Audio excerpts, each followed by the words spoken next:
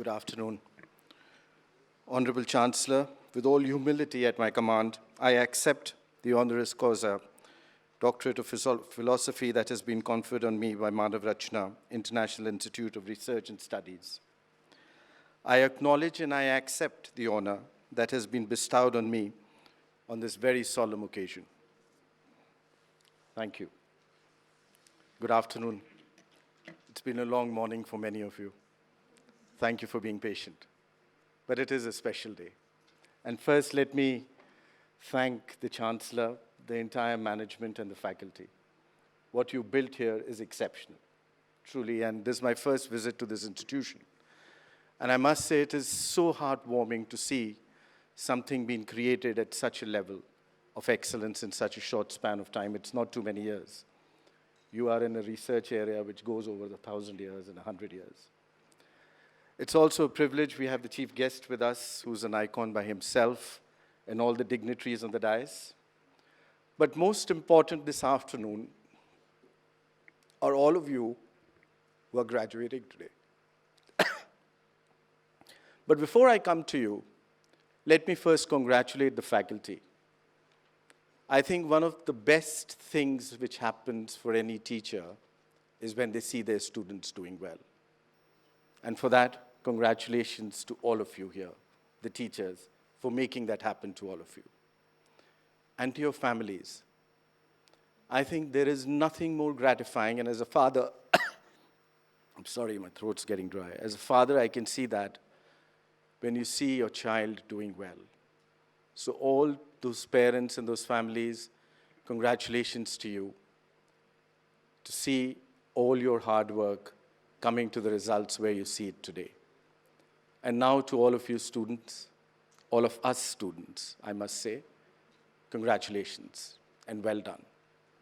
But let me just say, this journey has just begun. And you know, it's very interesting, just look around you. You got an X on every chair next to yours. It's blocking your way of life. Today we are about 300 days, a little ahead of the first lockdown. When was it, 25th of March? 300 plus days.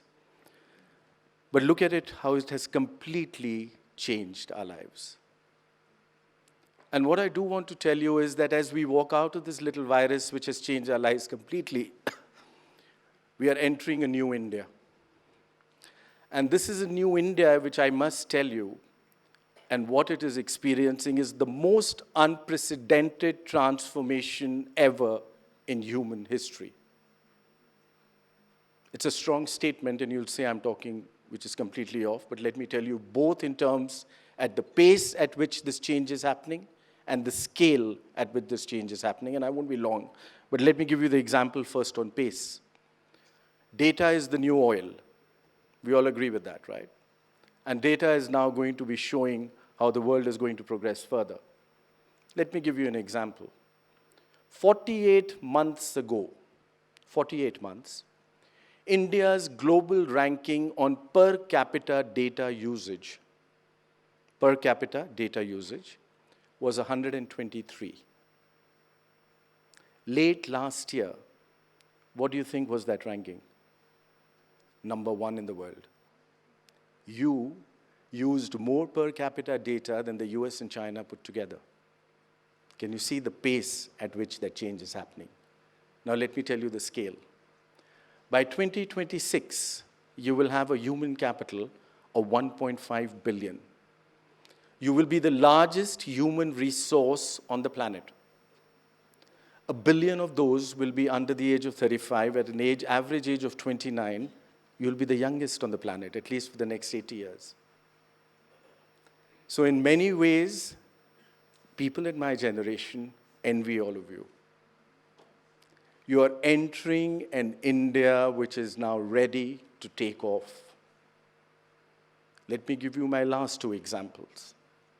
On the 30th of March, when this lockdown happened, we did not have a single PPE in India. You know these masks which we are all wearing? The PPE suits? In fact, forget that, even the ventilators. We were scurrying around the globe trying to get them for us. 100 days later, on the 15th of July, we have a run rate of over 1 million PPEs a day. Not just enough for our own self, but to export them to the world. And how did it happen? And how did it happen? It happened because all of you youngsters. You mentioned about Startup India. Invest India is also the execution arm for Startup India.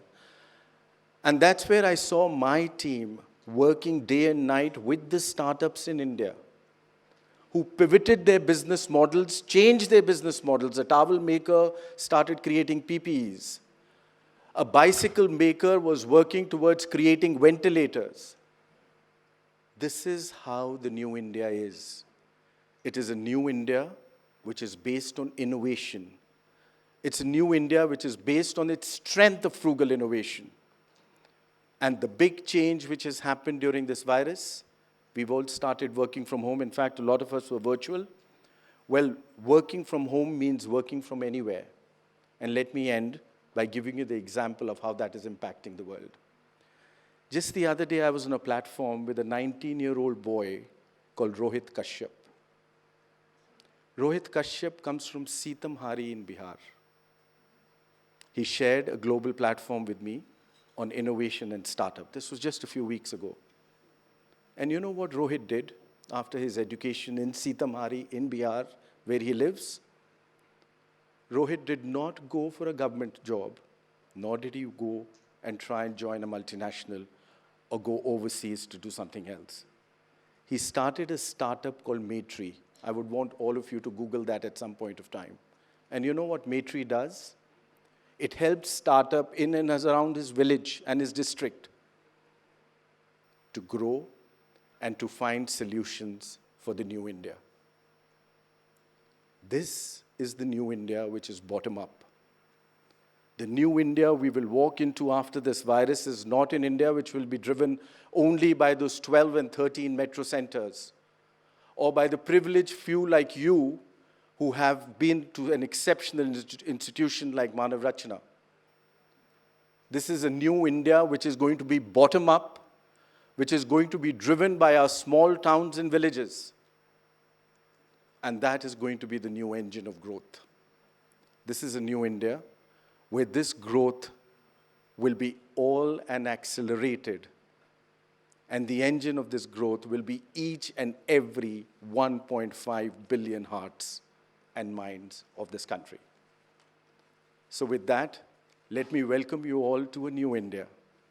Let me tell you, as you step to create your new lives, make a country which we are all proud of, and make the world proud of where we are. Thank you very much, and it's an absolute honor for bestowing this on me. Thank you.